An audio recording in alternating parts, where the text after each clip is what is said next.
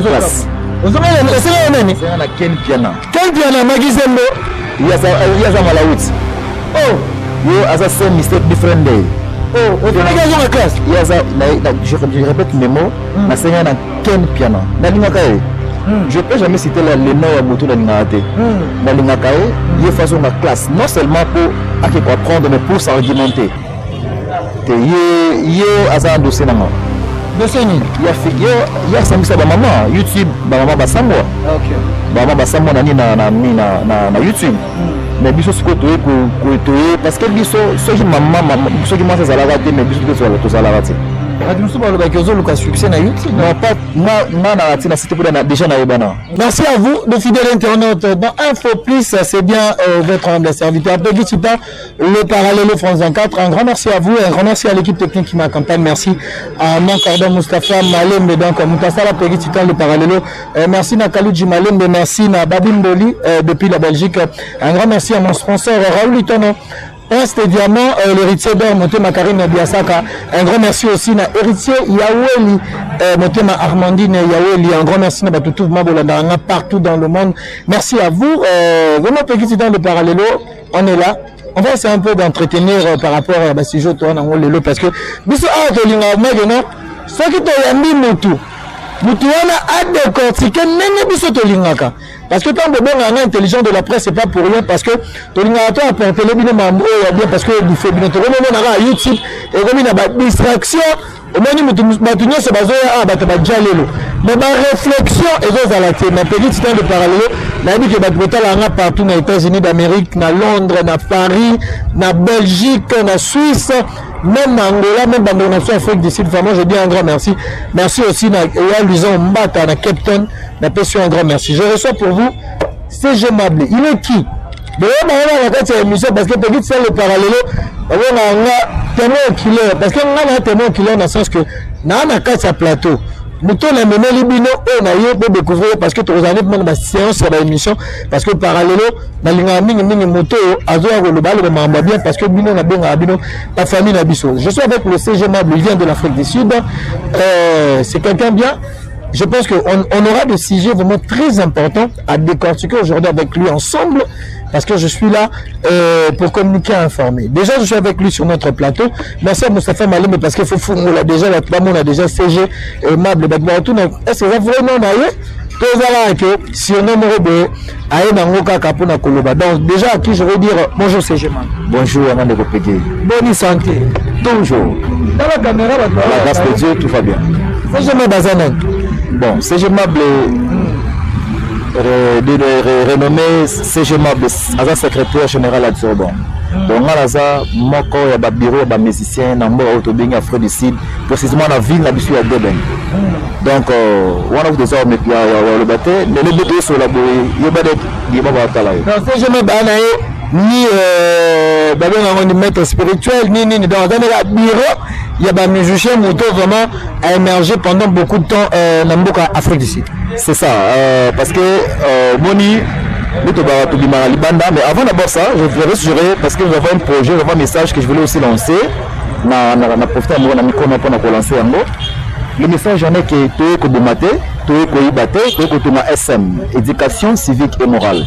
À l'heure actuelle, l'éducation est bafouée, le civique est oublié et le moral est par terre. Il y a un autre Senna, Namokonzamboka, à son excellence, M. Félix Antoine Tshisekedi Tshilombo, de faire confiance à la jeunesse consciente, à la jeunesse congolaise. Nous sommes une génération consciente et non une génération sacrifiée telle qu'a été sacrifiée, c'est certifié par nos grands.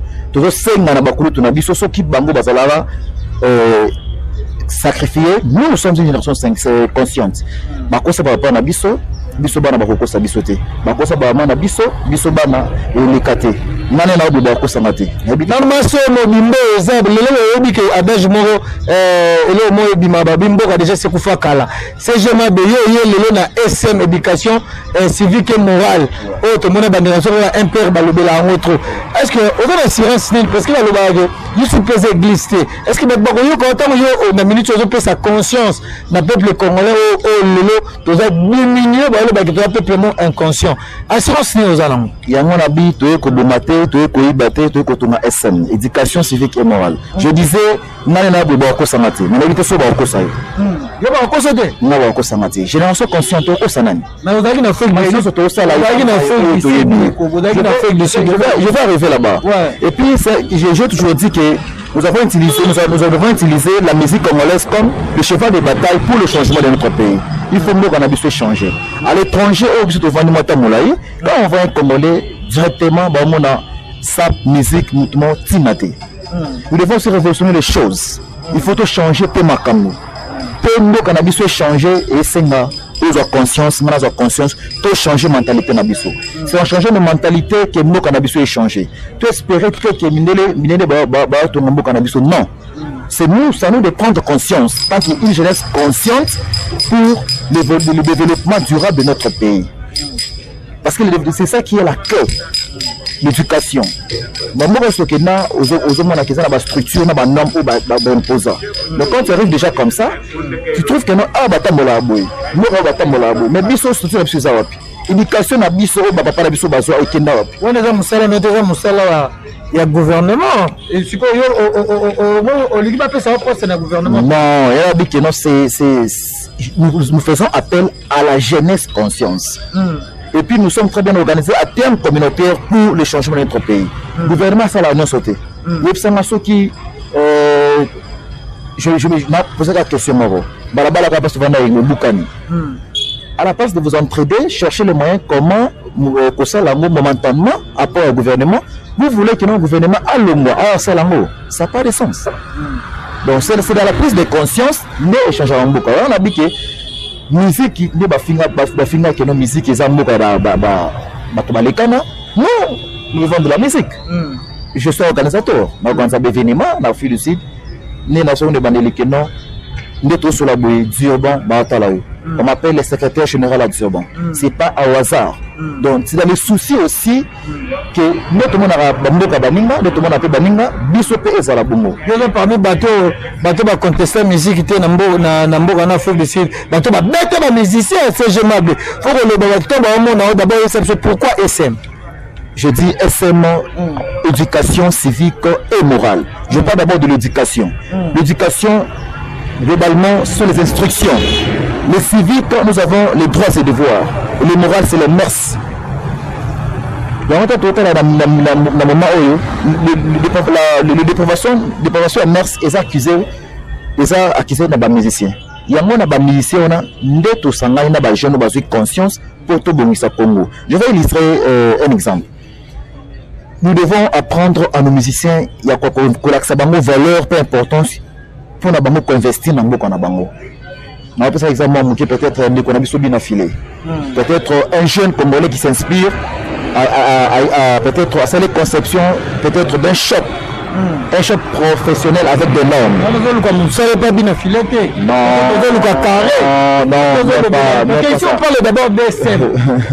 Je dis ceci. SM et Boumati. Nous devons faire un retour à l'authenticité. Il faut que nous ayons beaucoup qu'on a biso. Il faut que nous ayons un village pour retourner dans village nabiso. Il faut que Tchama ait un village nabiso. Il faut que nous ayons beaucoup qu'on a biso. C'est ça qui fera de ces pays une force. Oui. Juste à Zaïrois. C'est jamais de Congolais. Tu sais que il y a Cameroun et Bobo. Non. Donc c'est la République démocratique du Congo. On a dit nous décommandons. Carton tant Tobotamaki, Tobotama à l'époque du Zaïre. Je me suis référé au terme Zaïrois pour un peu distinguer les choses. Je dis ceci. Maintenant au Zaïre, il y avait des instructions qui étaient respectées. Il y avait les droits et devoirs. Parce que nous sommes d'abord dans l'informel. Nous devons quitter de l'informel au formel pour que le pays change.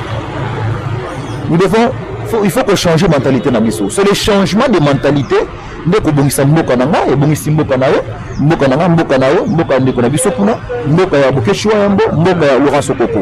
C'est dans l'unité. Pour une bonne lutte. Nous devons lutter pour une bonne lutte.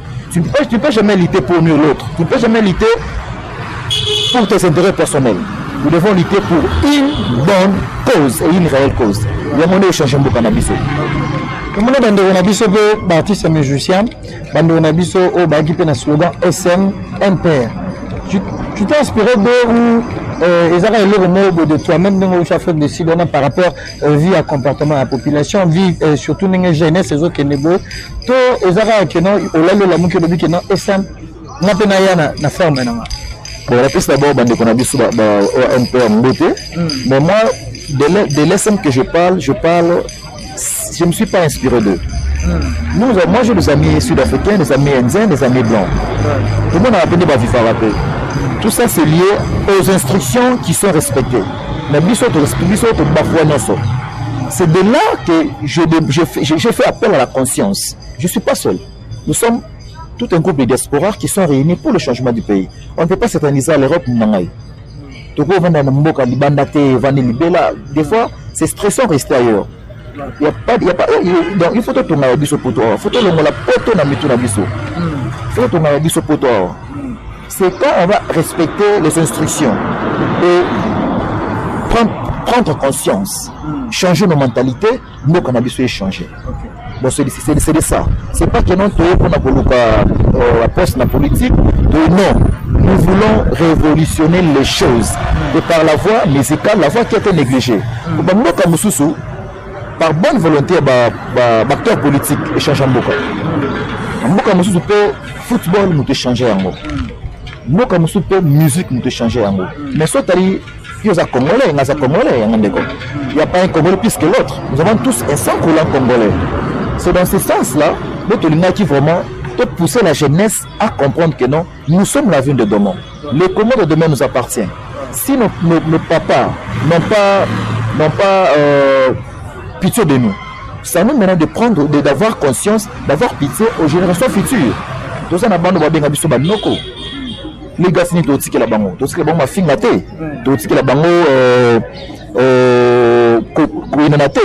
nous devons apprendre à la jeunesse à savoir l'importance de l'information, l'importance d'un appel.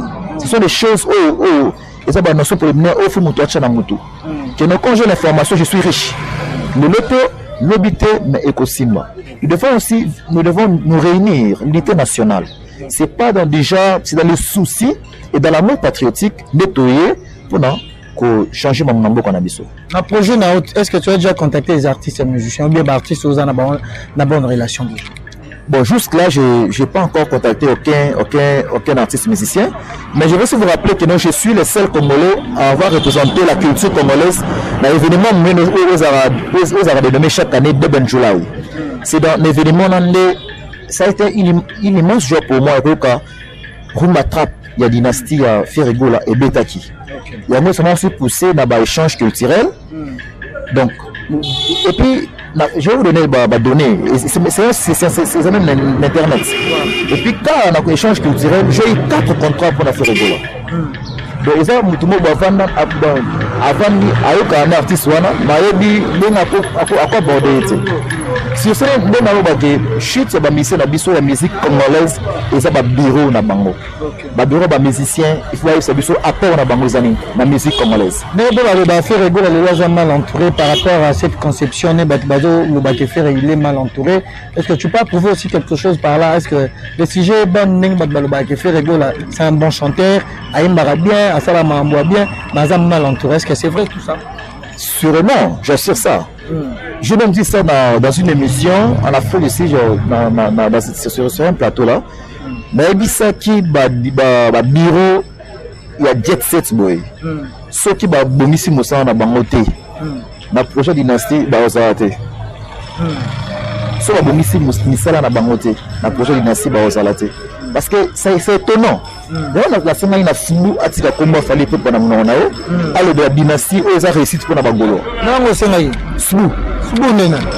Il faut accorder la guitare. Ah, voilà la marque Aouz. Atika Aouz a porté parole. Voilà flou. Ah, Atika. Le mouvement de Jet set Jason Dimonsi. C'est j'aimable. Non, moi je suis de là. Ah, tu es Gaulois. Moi, je suis Gaulois. C'est vraie identité, non? Mais c'est une appartenance. Nous devons changer nos mentalités. Il faut changer la mentalité. Donc, moi, si on a Gaulois, il faut avoir une appartenance. Parce que moi, je suis Gaulois. Et puis, les gens savent. C'est un directeur artistique quand même. Il faut le connaître que non, le bané, le moment où non, tu veux faire déloger. Il a saigné Atika Kombo, il a fallu pour pas il a fallu. Pour pas c'est la promotion. Il fallait avoir la fierté du monde. Il fallait pour pas que je souhaite aussi bonne chance pour un concert le 29. Il fait la fierté de la musique congolaise. Yo asala musala nae, alors de la dynastie où ça réussit pour la Gaulois. Je vais lui poser une question. Depuis que la dynastie est venue, déjà combien de missions à Sali parlant, expliquer la parole a bien aux de la dynastie. Voilà, tu parles. Tout ça, c'est une attente à. Tout ça, nous l'air de la vérité. Azoko Sanani. Merci beaucoup, c'est Genègue. Parlons maintenant de YouTube, l'apport face à la jeunesse. Est-ce que tu as un peu de réflexion par rapport à ça? L'autre monde YouTube est à la portée de tout le monde, même si à Kinshasa tout le monde le consomme. Est-ce que cet apport-là à la jeunesse, ça semble bien aussi? Pas du tout, pas du tout. Mais ça l'a pas si, et ça l'a vraiment pas si. Parce que les réseaux sociaux propulsent la jeunesse ailleurs. Mais pour la awa, ils ont ma finger dans ma finger. Il y a un changement de mentalité. Il faut pas changer de mentalité. Il faut changer de YouTube. YouTube est glissé. C'est jamais bien. C'est une classe. Vous avez un Ken Piana. Quel piano, Magizembo? Il y a un Malawit. Oh, you as a same mistake different day. Oh, au Sénégal, dans la classe. Je répète mes mots. La Seigneur n'a qu'un piano. Je ne peux jamais citer le nom de Moto de l'Ingate. Dans l'Ingakae, il y a une façon de classe. Non seulement pour apprendre, mais pour s'argumenter. Mais il y a un alphabet, c'est le barango. Il y a un moto déjà comme il a un âge avancé. La classe est en retard. À ma classe, parce que n'a pas pas venir me souffler pour pas. Ceux qui vraiment à s'argumenter, à tiki to bien en anglais nonsense. Il va bien il va bien merger dans son domaine. Mais par rapport au chroniqueur, tout ça dans la YouTube, tout le monde a battu monsieur Soubayaka et surtout pour battre la banque parce que la fidèle internet mais biso mini so sali émission normale. Je pense que la la hauteur. Peut-être que les gens qui insulte, peut-être qu'il y a un peu de tout. Parce que le PDG Moustapha Malé menait un pays sans le parallèle, bien maman jeunesse intelligent. Le c'est un chroniqueur il y a Kinshasa na poto na parmi ngate na loba yango masanga avait plutôt parler na loba yango batebele baloba yango. Le autre je te le mela peut-être mutu la Ken Makizoba. Aux autres les mélayer, aux autres baquets, à la classe. Peut-être tant ça la bonne satisfera peut-être nous devons changer nos mentalités. Il y a un changement de mentalité. Le changement de mentalité, c'est la clé pour le développement durable de notre pays, qui est ton pays, qui est le mien, que je salue. Je vais dire ceci. Pourquoi plus de gens vous ont touché les bossos? Yo t'as quelqu'un qui est basé belé. Non, pourquoi tu es bazar de faire rigoler là? Je parle des gens que j'aime plus. Tu aimes bien Ken Piana? J'aime bien, je l'aime bien et bien on a saigné à son classe. Et puis on a aussi na paix. Basé belé. Adoba qui est là. Adoba na aussi na eloma. O sengene. Adoba na aussi na azama ele fort. C'est azama ele. Na aussi na alongola ka mafinga. OK. Alongola mafinga. Bon kwa tombolo. Na ebiete. Obiete. Na ebiete. Il y a fait rigoler. Pourquoi tombolo, le beau gars de la presse. Malana pina nous na n'importe quoi te. Maniqué que je salue.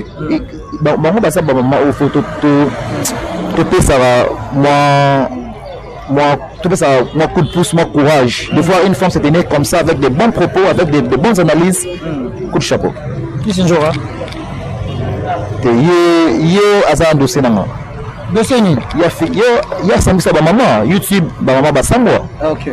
Ba maman ba samwa na YouTube. Mais biso siko to parce que biso ceux qui moi ça la rater mais biso to ça la rater. Adi musu ba lo ba kezo luka succès na YouTube. Non pas moi na rater na c'était pour déjà na yebana. Moi je suis le secrétaire général du bon CG Mable Moba organisateur. Donc succès yende bi le filet boyo parler de secret c'est un peu est-ce que on a des artistes déjà à dire bah Bon, pas aider. Moi, je soit allé bien, selon l'ingé na fonctionnera. Moi, j'aime un peu l'idée d'équipe. Nous avons un staff là, structuré, mais si souvent quand il est ceux commis peut-être d'intervention, soit dans émission na sala qui échange de vie na sala qui échange culturel plutôt, ou na sala qui na Durban, na sud-africain benzien mindele, là il y a référence pour intervenir. Il y a des cas que j'interviens.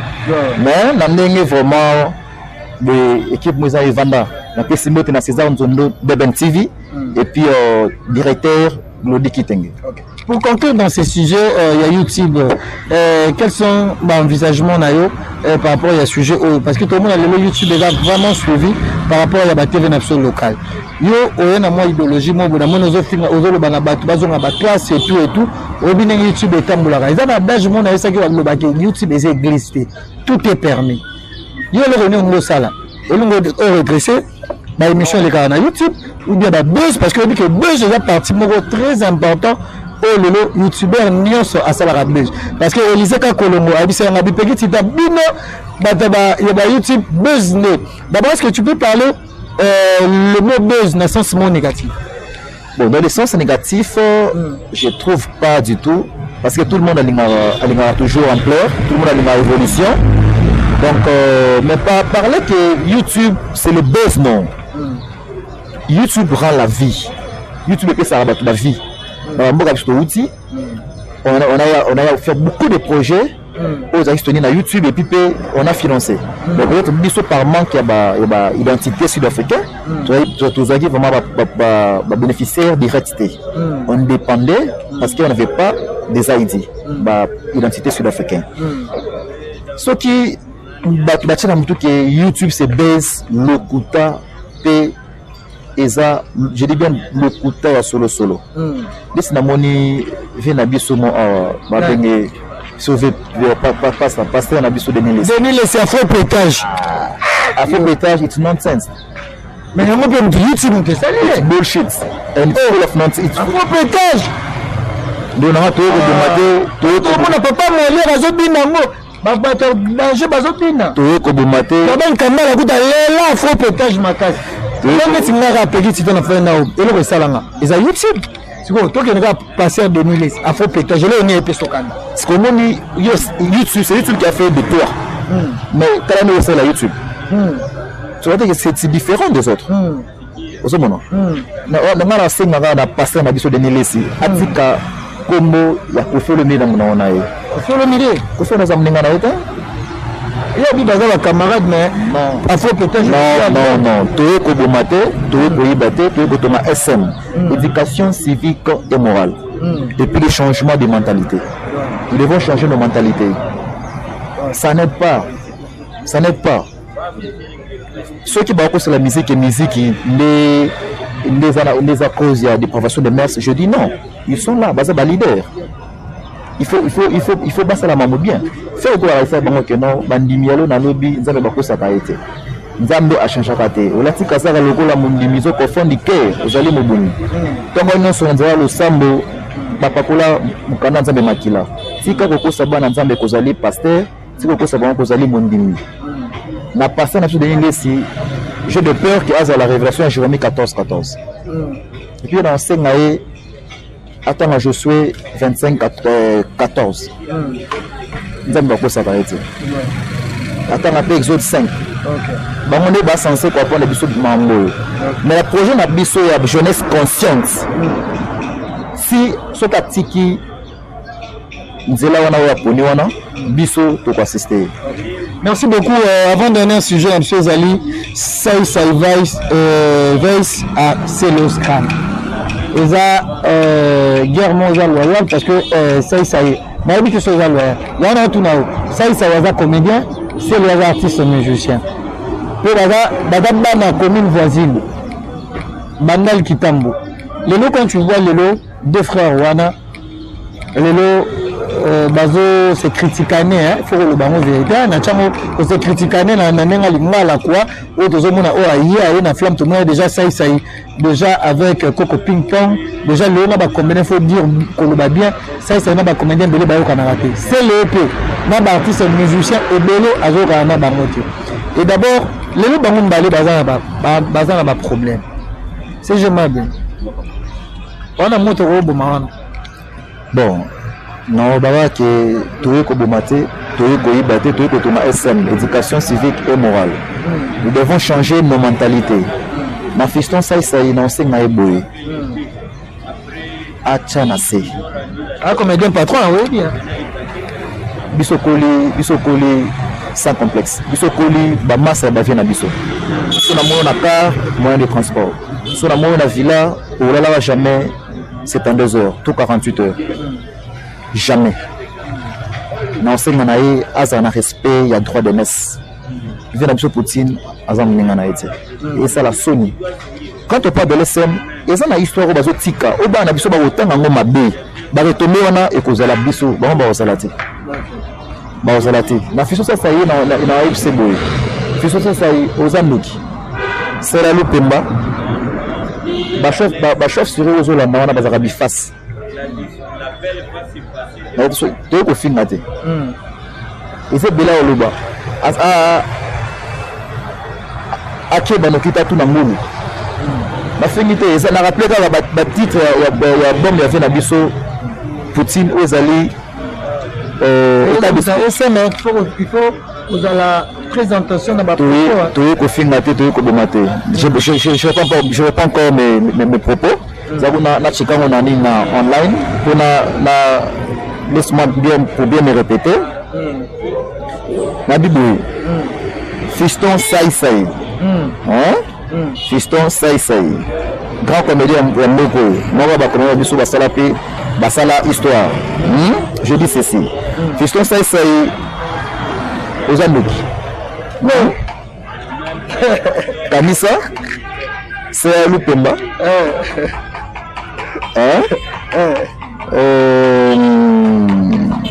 Akeba na Delige.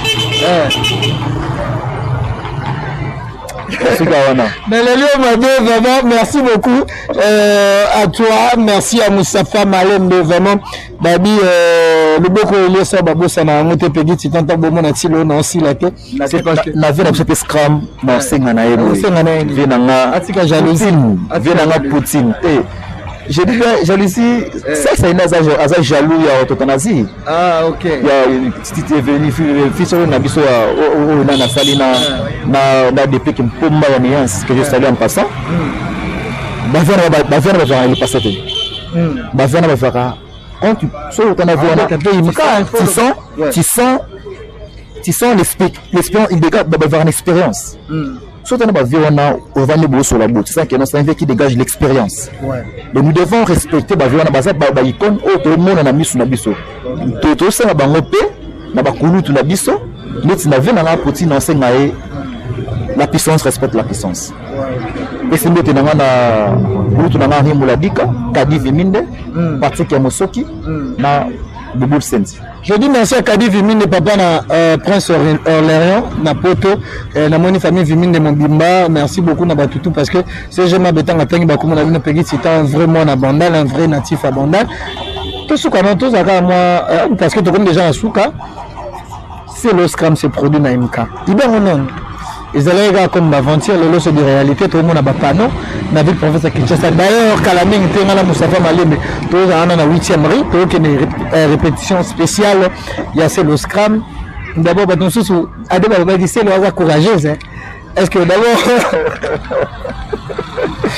bon dans ce cas-là ma peut c'est la bonne chance ma peut souhaiter la bonne chance oui bon et ça à sa musique bon c'est bon il a joué bon il y a coacha Dasne le 29 je m'en avais na biso Fali Poupa bah moi ça bah délire na bango ba ebine ba sala ngo moi je ne peux que souhaiter ba mi balé ba kulo tunanga bonne chance parce que simple bon juste là est-ce que déjà tout ça ba biso fallait saler erreur à salir plainté que c'est le salir plein et aux la Messi que c'est le est-ce que si les jeux mona avant match ba PC des scores avant match ba big match et qui da 3-3-3 et qui DD non c'est pendant le match et na souka match tu vas score un match donc ba plein et bana justement pour le concert mais moi je suis pas là pour ta mona concert non tant que tant que Congolais, il y a toujours bonheur à Congolais.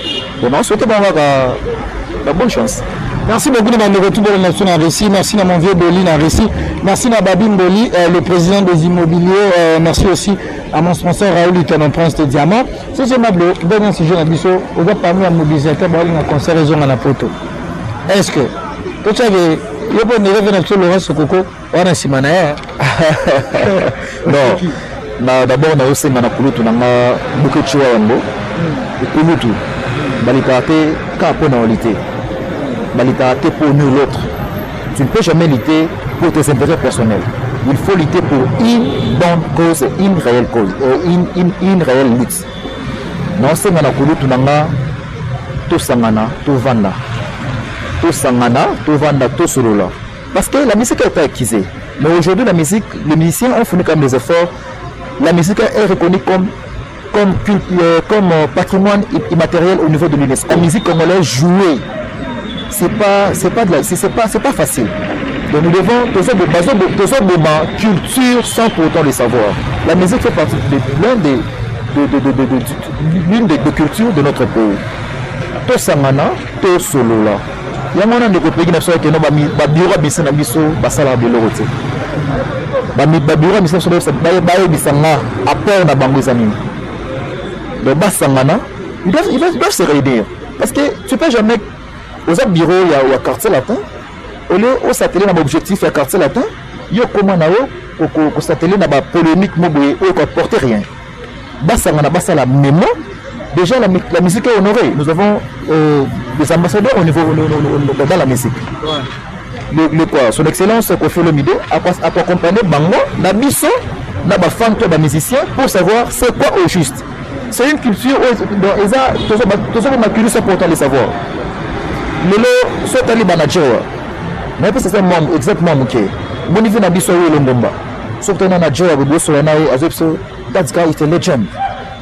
Donc à sa légende mais biso un bon matin mutumo ko la mukana pe boye à latina et puis bimi avant de boire un sofiona mais vraiment basa ba légende au monde n'a jamais nature moko atelemi basa la succès basa na ba baisse mais au monde n'a jamais été assigné à beta bercer la bercer moko non mais nous le faisons donc on avait un pouvoir une force qu'on a commencé à céder facilement tout sangana ba bureau ba musicien ça c'est un défi que moi je leur lance ba bureau ba musicien ba sangana ba la polémique ça mutuma ko kodava jamais kodava n'a rien et pourtant ils peuvent aussi laisser une histoire pour dire nous quand on avait conseillé la musique au niveau de la diaspora nous sommes réunis pratiquement un ministère culte il y a culture le ministère c'est ça le rôle même le ministère va financer Bakout Nabiso Bakout à niveau Braza Bakout autour d'une table et tant que frère c'est quoi les problèmes le problème année 10 et date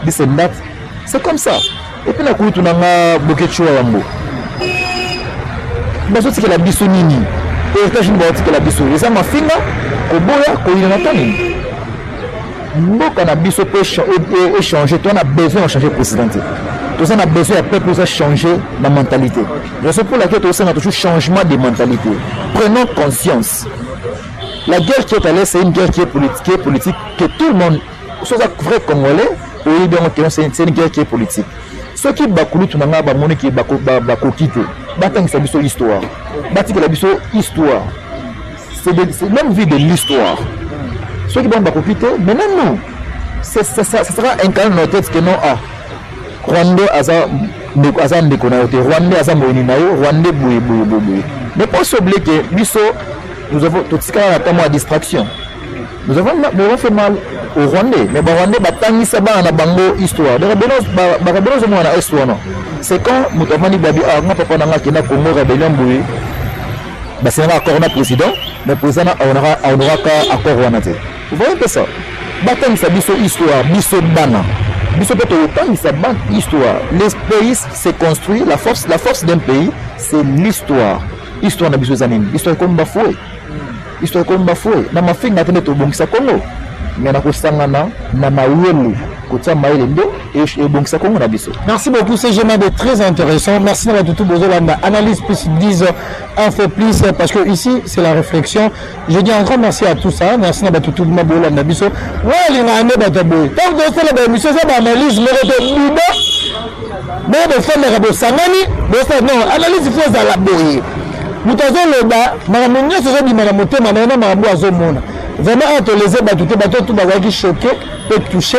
Mais sur le numéro, vous avez petit le parallèle. Merci à la partenaire, il y a ma page. Merci à Lilou, merci à 100% polémique. Bien sûr que c'est jamais à tout dit. Je pense que de retour à Ekaka, tu vas retenir c'est jamais. Tu vas retenir moi je fais appel à la jeunesse congolaise de prendre conscience.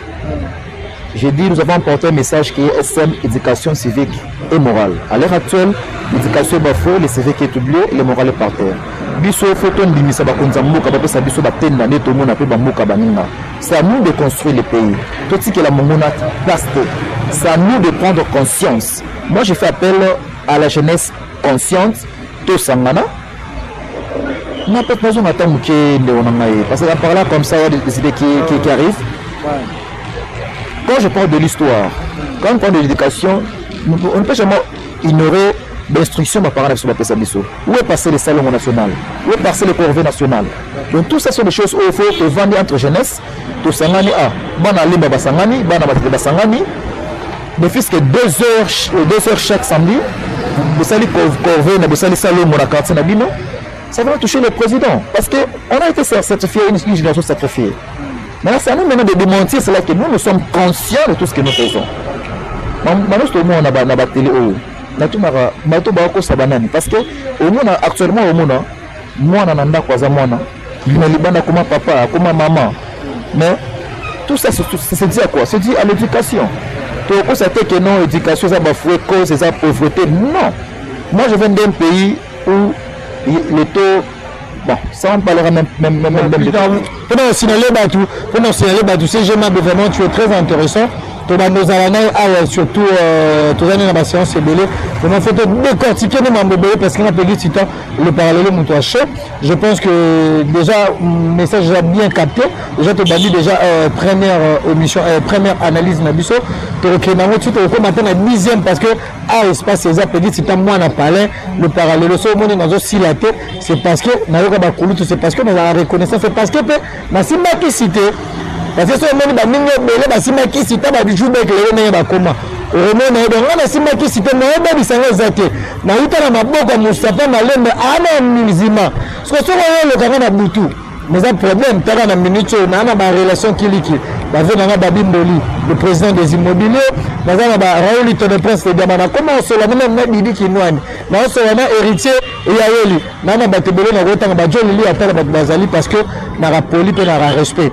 Je ne sais pas ce qu'on peut s'appeler numéro de contact maillot ainsi que la bon, numéro de contact c'est plus 27 68 48 99 779. Plus 243 81 18 40 447. C'est pas ma fille là. Tu es au fin de peut-être une émission mais bon là. Mais quand on dit que non, tu es au changement de mentalité. Est-ce que vous espérez vraiment? Non, tu es banamamote. Tu es